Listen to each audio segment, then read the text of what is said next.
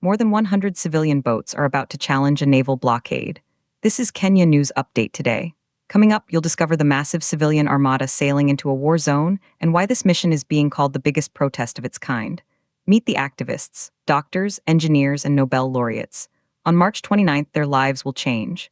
They plan to sail thousands of miles directly into the heart of the Gaza conflict. But here's the twist. They know they'll be intercepted.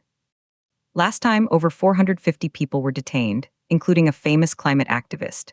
This isn't just about aid.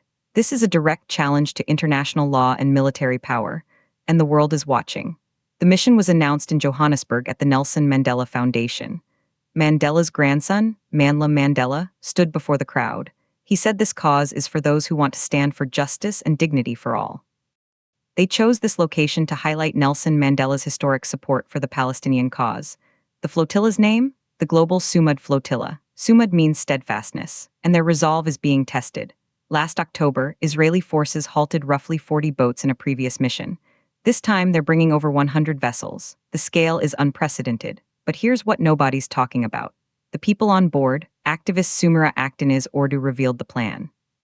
"We will sail with thousands of participants," she said, including more than 1,000 doctors, nurses, and health professionals.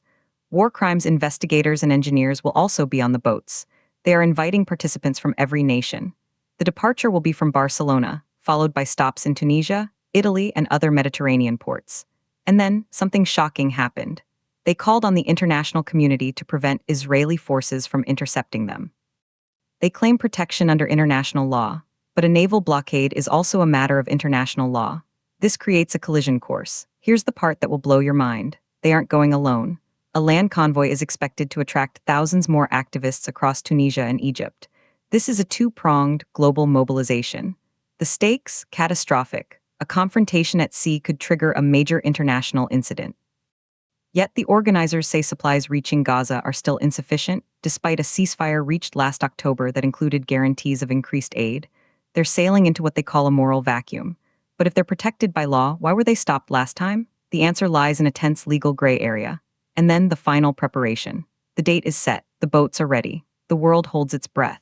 This mission represents a seismic shift in protest. It's no longer just signs and marches.